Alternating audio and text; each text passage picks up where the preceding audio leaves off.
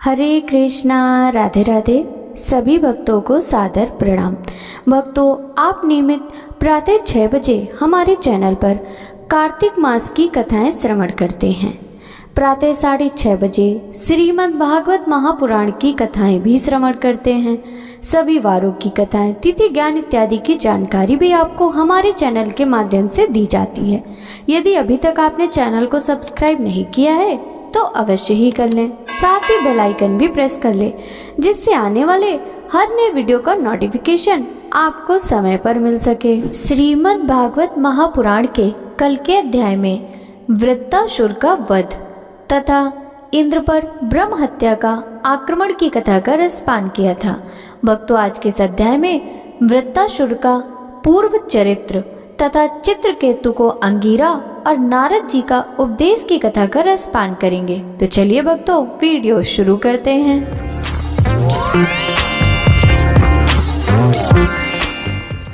राजा परीक्षित ने कहा, भगवान, वृत्तासुर का स्वभाव तो बड़ा रजोगुणी तमोगुणी था। वह देवताओं को कष्ट पहुंचाकर पाप भी करता ही था। ऐसी स्थिति में भगवान नारायण के चरणों में उसकी सुदृढ़ भक्ति कैसे हुई? हम देखते हैं कि प्रायः शुद्ध सत्वमय देवता और पवित्र हृदय ऋषि भी भगवान की परम प्रेममयी अनंत भक्ति से वंचित ही रह जाते हैं। सचमुच भगवान की भक्ति बड़ी दुर्लभ है। भगवान, इस जगत के प्राणी पृथ्वी के धूलि कणों के समान ही असंख्य हैं। उनमें से कुछ मनुष्य आदि श्रेष्ठ जीव ही अपने कल्याण की चेष्टा करते हैं। ब्राह्मण, उनमें भी संसार से मुक्ति चाहने वाले तो विरले ही होते हैं और मोक्ष चाहने वाले हजारों में मुक्ति या सिद्धि लाभ तो कोई सा ही कर पाता है। महामुने, करोड़ों सिद्ध एवं मुक्त पुरुषों में भी वैसे शांत चित्त महापुरुषों का मिलना तो बहुत ही कठिन है, जो एकमात्र भगवान के ही परायण हो। ऐसी अवस्था में वह वृत्तासुर, जो सब लोगों को सताता था और बड़ा पापी था, उस भयंकर युद्ध के अवसर पर भगवान कृष्ण में अपनी वृत्तियों को इस प्रकार दृढ़ता से लगा सका। इसका क्या कारण है? प्रभु, इस विषय में हमें बहुत अधिक संदेह है और सुनने का बड़ा कौतूहल भी है। अहो, वृत्तासुर का बल पौरुष कितना महान था कि उसने रणभूमि में देवराज इंद्र को भी संतुष्ट कर दिया। सूत जी कहते हैं, सौनक आदि ऋषियों, भगवान सुखदेव ने परम श्रद्धालु राजर्षि परीक्षित का यह श्रेष्ठ प्रश्न सुनकर उनका अभिनंदन करते हुए यह बात कही। श्री सुखदेव जी ने कहा, परीक्षित, तुम सावधान होकर यह इतिहास सुनो। मैंने इसे अपने पिताजी व्यास जी, देवर्षि नारद और महर्षि देवल के मुंह से भी विधि पूर्वक सुना है। प्राचीन काल की बात है। सूरसेन देश में चक्रवर्ती सम्राट महाराज चित्रकेतु राज करते थे। उनके राज्य में पृथ्वी स्वयं ही प्रजा की इच्छा के अनुसार अन्न रस दे दिया करती थी। उनके 1 करोड़ रानियां थी और ये स्वयं संतान उत्पन्न करने में समर्थ भी थे, परंतु उन्हें उनमें से किसी के भी गर्भ से कोई संतान न हुई। यो महाराज चित्रकेतु को किसी भी बात की कमी न थी। सुंदरता, उदारता, युवा अवस्था, कुलीनता, विद्या, ऐश्वर्य और संपत्ति आदि सभी गुणों से वे संपन्न थे। फिर भी उनकी पत्नियां बांझ थीं, इसलिए उन्हें बड़ी चिंता रहती थी। वे सारी पृथ्वी के एक छत्र सम्राट थे। बहुत सी सुंदरी रानियां थी तथा सारी पृथ्वी उनके बस में थी। सब प्रकार की संपत्तियां उनकी सेवा में उपस्थित थीं, परंतु वे सब वस्तुएं उन्हें सुखी ना कर सकी। एक दिन शाप और वरदान देने में समर्थ अंगीरा ऋषि स्वच्छंद रूप से विभिन्न लोकों में विचरते हुए राजा चित्रकेतु के महल में पहुंच गए। राजा ने प्रत्युत्थान और अर्घ आदि उनकी विधि पूर्वक पूजा की। आतिथ्य सत्कार हो जाने के बाद जब अंगीरा ऋषि सुख पूर्वक आसन पर विराज गए, तब राजा चित्रकेतु भी शांत भाव से उनके पास ही बैठ गए। महाराज, महर्षि अंगीरा ने देखा कि यह राजा बहुत विनयी है और मेरे पास पृथ्वी पर बैठकर मेरी भक्ति कर रहा है। तब उन्होंने चित्रकेतु को संबोधित करके उसे आदर देते हुए यह बात कही। अंगीरा ऋषि ने कहा, राजन, तुम अपनी प्रकृतियों, गुरु, मंत्री, राष्ट्र, दुर्ग, कोष, सेना और मित्र के साथ सकुशल तो हो ना?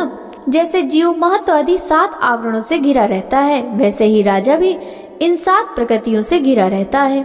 उनके कुशल से ही राजा की कुशल है। नरेंद्र, जिस प्रकार राजा अपनी उपर्युक्त प्रकृतियों के अनुकूल रहने पर राज्य सुख भोग सकता है, वैसी प्रकृतियां भी अपनी रक्षा का भार राजा पर छोड़कर सुख और समृद्धि लाभ कर सकती हैं। राजन, तुम्हारी रानियां, प्रजा, मंत्री, सेवक, व्यापारी, अमात्य, नागरिक, देववासी, मंडलेश्वर राजा और पुत्र तुम्हारे वश में तो है ना। सच्ची बात तो यह है कि जिसका मन अपने वश में है उसके ये सभी वश में होते हैं। इतना ही नहीं, सभी लोक और लोकपाल भी बड़ी सावधानी से उसे भेंट देकर उसकी प्रसन्नता चाहते हैं। परंतु मैं देख रहा हूँ कि तुम स्वयं संतुष्ट नहीं हो, तुम्हारी कोई कामना अपूर्ण है। तुम्हारे मुंह पर किसी आंतरिक चिंता के चिन्ह झलक रहे हैं। तुम्हारे इस असंतोष का कारण कोई और है या स्वयं तुम ही हो। परीक्षित, महर्षि अंगिरा यह जानते थे कि राजा के मन में किसी बात की चिंता है, फिर भी उन्होंने उनसे चिंता के संबंध में अनेकों प्रश्न पूछे। चित्रकेतु को संतान की कामना थी, अतः महर्षि के पूछने पर उन्होंने विनय से झुककर निवेदन किया।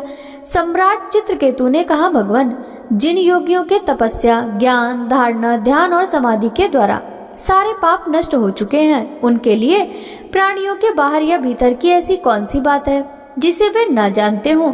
ऐसा होने पर भी जब आप सब कुछ जानबूझकर मुझसे मेरे मन की चिंता पूछ रहे हैं, तब मैं आपकी आज्ञा और प्रेरणा से अपनी चिंता आपके चरणों में निवेदन करता हूँ।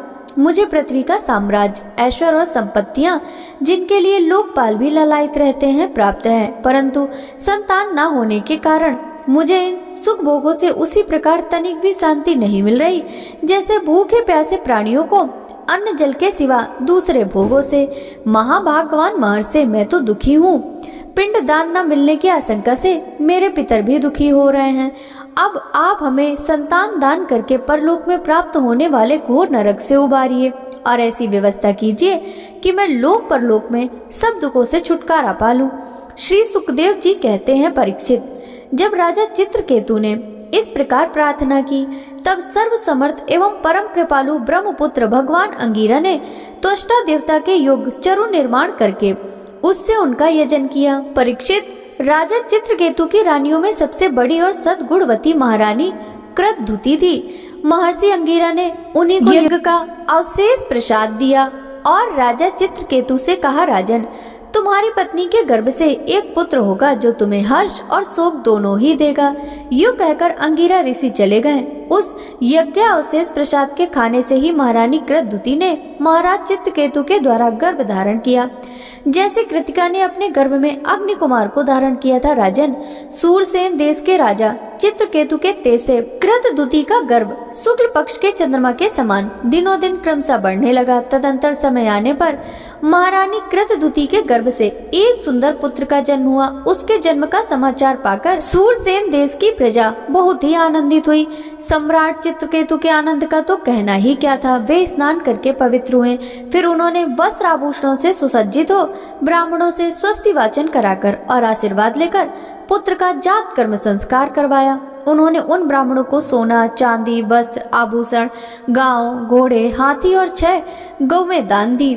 उदार शिरोमणि राजा चित्रकेतु ने पुत्र के धन, यश और आयु की वृद्धि के लिए दूसरे लोगों को भी मुंह मांगी वस्तुएं दी। ठीक उसी प्रकार जैसे मेघ सभी जीवों का मनोरथ पूर्ण करता है। परीक्षित, जैसे यदि किसी कंगाल को बड़ी कठिनाई से कुछ धन मिल जाता है तो उसमें उसकी आसक्ति हो जाती है, वैसे ही बहुत कठिनाई से प्राप्त हुए उस पुत्र में राजर्षि चित्रकेतु का स्नेह बंधन दिनों दिन दृढ़ होने लगा। माता कृतधुति को भी अपने पुत्र पर मोह के कारण बहुत ही स्नेह था, परंतु उनकी 100 रानियों के मन में पुत्र की कामना से और भी जलन होने लगी। प्रतिदिन बालक का लाड प्यार करते रहने के कारण सम्राट चित्रकेतु का जितना प्रेम बच्चों की मां कृतधुति में था, उतना दूसरी रानियों में न रहा। इस प्रकार एक तो वे रानियां संतान न होने के कारण ही दुखी थीं, दूसरा राजा चित्रकेतु ने उनकी उपेक्षा कर दी, अतः वे डाह से अपने को धिक्कारने और मन ही मन जलने लगी। वे आपस में कहने लगी, अरे बहनों,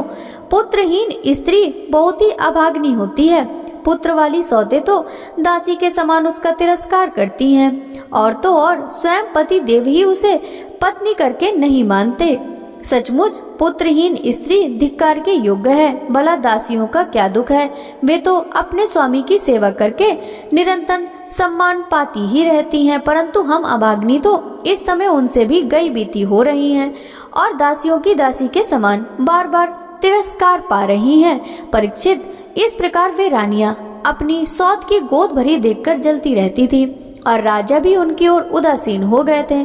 फलता उनके मन में कृतद्युति के प्रति बहुत अधिक द्वेष हो गया। द्वेष के कारण रानियों की बुद्धि मारी गई, उनके चित्त में क्रूरता छा गई। उन्हें अपने पति चित्रकेतु का पुत्र स्नेह सहन न हुआ, इसलिए उन्होंने चिढ़कर नन्हे से राजकुमार को विष दे दिया। महारानी कृतद्युति को सौतों की इस घोर पापमयी करतूत का कुछ भी पता न था। उन्होंने दूर से देखकर समझ लिया कि बच्चा सो रहा है, इसलिए वे महल में इधर उधर डोलती रहीं। बुद्धिमती रानी ने यह देखकर कि बच्चा बहुत देर से सो रहा है, धाय से कहा, कल्याणी मेरे लाल को ले आ। धाय ने सोते हुए बालक के पास जाकर देखा, उसके नेत्रों की पुतलियां उलट गई हैं। प्राण, इंद्रिय और जीवात्मा ने भी उसके शरीर से विदा ले ली है। यह देखते ही हाय रे मैं मारी गई, इस प्रकार कहकर वह धरती पर गिर पड़ी। धाय अपने दोनों हाथों से छाती पीट पीट कर बड़े आर्त स्वर में जोर जोर से रोने लगी। उसका रोना सुनकर महारानी कृतद्युति जल्दी जल्दी अपने पुत्र के शयन गृह में पहुंची और उन्होंने देखा कि मेरा छोटा सा बच्चा अकस्मात मर गया है। तब वे अत्यंत शोक के कारण मूर्छित होकर पृथ्वी पर गिर पड़ी। उनके सिर के बाल बिखर गए और शरीर पर वस्त्र अस्त व्यस्त हो गए। तदंतर महारानी का रुदन सुनकर रनिवास के सभी स्त्री पुरुष वहां दौड़ आए और सहानुभूतिवश अत्यंत दुखी होकर रोने लगे। वे हत्यारी रानियां भी वहां आकर झूठ मूठ रोने का ढोंग करने लगी। जब राजा चित्रकेतु को पता लगा कि मेरे पुत्र की अकारण ही मृत्यु हो गई, तब अत्यंत स्नेह के कारण शोक के आवेश से उनकी आंखों के सामने अंधेरा छा गया। वे धीरे धीरे अपने मंत्रियों और ब्राह्मणों के साथ मार्ग में गिरते पड़ते मृत बालक के पास पहुंचे और मूर्छित होकर उसके पैरों के पास गिर पड़े। उनके केस और वस्त्र इधर उधर बिखर गए। वे लंबी लंबी सांसें लेने लगे।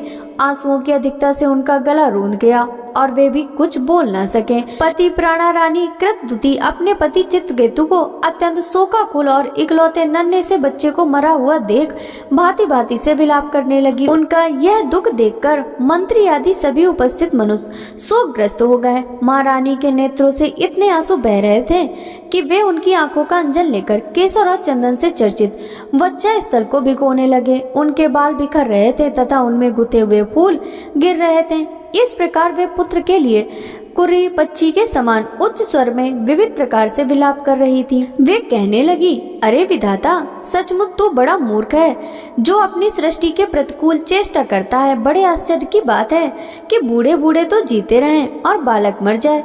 यदि वास्तव में तेरे स्वभाव में ऐसी ही विपरीतता है, तब तो जीवों का अमर शत्रु है।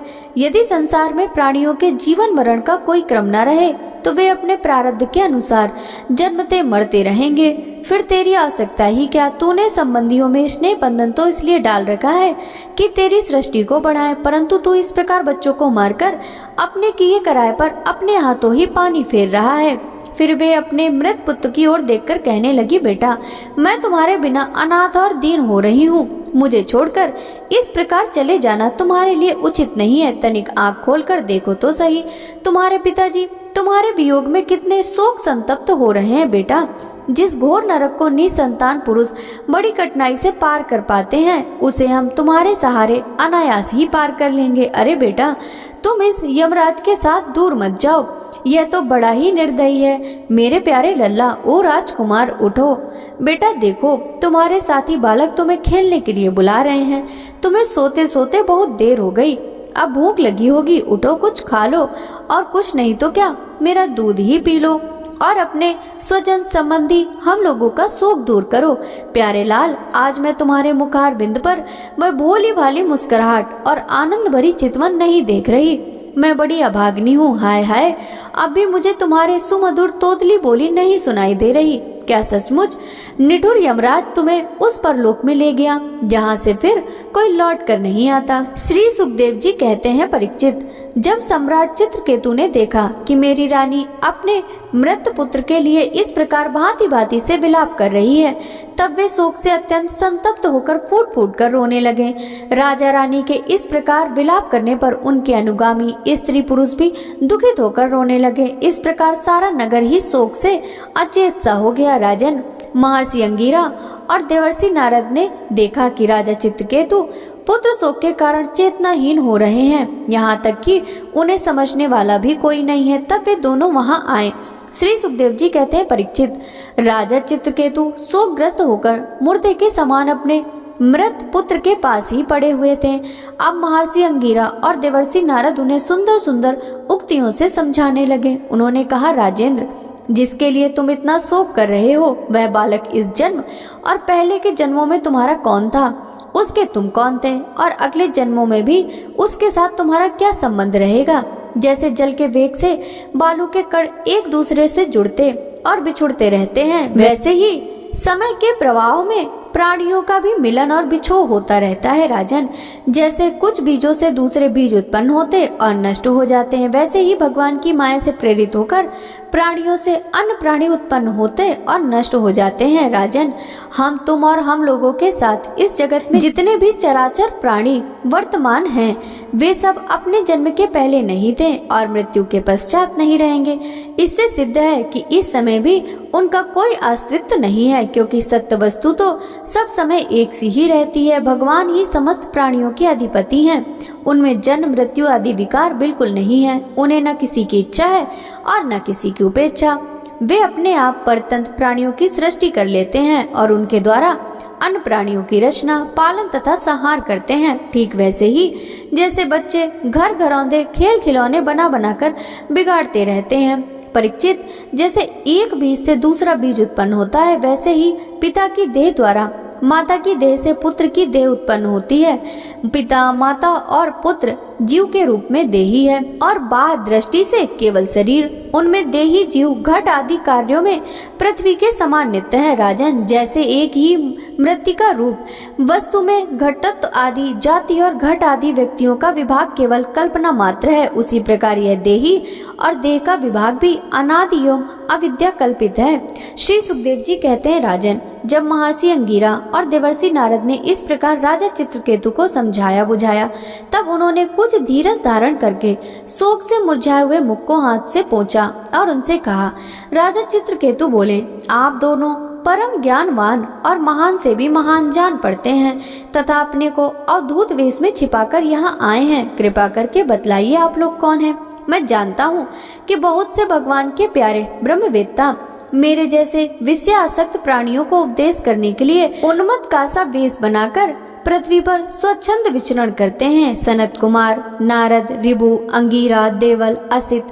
अपांतरम, व्यास, मार्कंडेय, गौतम, वशिष्ठ, भगवान परशुराम, कपिल देव, सुखदेव, दुर्वासा, याज्ञवल्क्य, जातुकर्ण, आरुणि, रोमस, च्यवन, दत्तात्रेय, आसुरी, पतंजलि, वेदशिरा, बौद्ध मुनि, पंचशिरा, हिरण्यनाभ, कौशल, श्रुतदेव और ऋतुध्वज, ये सब तथा दूसरे सिद्धेश्वर ऋषि मुनि ज्ञान दान करने के लिए पृथ्वी पर विचरते रहते हैं। स्वामियों, मैं विषय भोगों में फंसा हुआ मूढ़ बुद्धि ग्राम्य पशु हूँ और अज्ञान के घोर अंधकार में डूब रहा हूँ। आप लोग मुझे ज्ञान की ज्योति के प्रकाश से केंद्र में ले आइए। महर्षि अंगिरा ने कहा, राजन, जिस समय तुम पुत्र के लिए बहुत ललायित थे, तब मैंने ही तुम्हें पुत्र दिया था। मैं अंगिरा हूँ। ये जो तुम्हारे सामने खड़े हैं स्वयं ब्रह्मा जी के पुत्र सर्वसमर्थ देवर्षि नारद हैं। जब हम लोगों ने देखा कि तुम पुत्र शोक के कारण बहुत ही घने अंधकार में डूब रहे हो, तब सोचा कि तुम भगवान के भक्त हो, शोक करने योग्य नहीं हो। तब तुम पर अनुग्रह करने के लिए ही हम दोनों यहाँ आए हैं। राजन, सच्ची बात तो यह है कि जो भगवान और ब्राह्मणों का भक्त है उसे किसी अवस्था में शोक नहीं करना चाहिए। जिस समय पहले पहल मैं तुम्हारे घर आया था, उसी समय मैं तुम्हें परम ज्ञान का उपदेश देता, परंतु मैंने देखा अभी तो तुम्हारे हृदय में पुत्र की उत्कट लालसा है, इसीलिए उस समय तुम्हें ज्ञान न देकर मैंने पुत्र ही दिया। अब तुम स्वयं अनुभव कर रहे हो कि पुत्रवानों को कितना दुख होता है।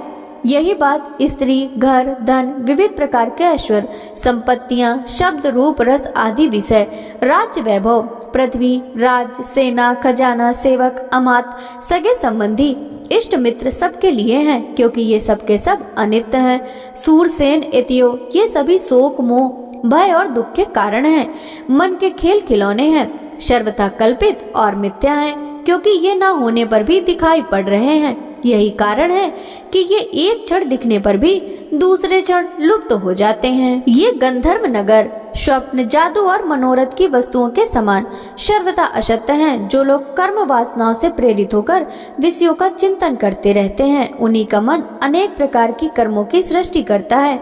जीवात्मा का यह देह जो पंचभूत, ज्ञानेंद्रिय और कर्मेंद्रियों का संघात है, जीव को विविध प्रकार के क्लेश और संताप देने वाली कही जाती है। इसलिए तुम अपने मन को विषयों में भटकने से रोककर शांत करो, स्वस्थ करो और फिर उस मन के द्वारा अपने वास्तविक स्वरूप का विचार करो तथा इस द्वैत ब्रह्म में नित्यत्व की बुद्धि छोड़कर परम शांति रूप परमात्मा में स्थित हो जाओ। देवर्षि नारद ने कहा, राजन, तुम एकाग्र चित्त से मुझे यह मंत्रोपनिषद ग्रहण करो। इसे धारण करने से 7 रात में ही तुम्हें भगवान संकर्षण का दर्शन होगा। नरेंद्र, प्राचीन काल में भगवान शंकर आदि ने श्री संकर्षण देव के ही चरण कमलों का आश्रय लिया था। इससे उन्होंने द्वैत भ्रम का परित्याग कर दिया और उनकी उस महिमा को प्राप्त हुए जिससे बढ़कर तो कोई है ही नहीं, समान भी नहीं है। तुम भी बहुत शीघ्र ही भगवान के उसी परम पद को प्राप्त कर लोगे। श्री सुखदेव जी कहते हैं, परीक्षित, तदंतर देवर्षि नारद ने मृत राजकुमार के जीवात्मा को शोकाकुल स्वजनों के सामने प्रत्यक्ष बुलाकर कहा, भक्तों, आगे की कथा का रसपान हम कल के अध्याय में करेंगे। श्रीमद् भागवत महापुराण की यह कथा यदि आपको अच्छी लगी हो तो वीडियो को लाइक कर ज्यादा से ज्यादा भक्तों के साथ शेयर कीजिएगा। साथ ही वीडियो के कमेंट बॉक्स में जय जय श्री हरि विष्णु जरूर लिखिएगा, जिससे भगवान विष्णु की कृपा दृष्टि सदा सर्वदा आप सभी पर इसी प्रकार बनी रहे। आपसे मिलते हैं श्रीमद् भागवत महापुराण के 6ठ स्कंद के अंतर्गत आगे की कथाओं के साथ। तब तक सभी भक्तों को हरे कृष्णा, राधे राधे, हरि बोल।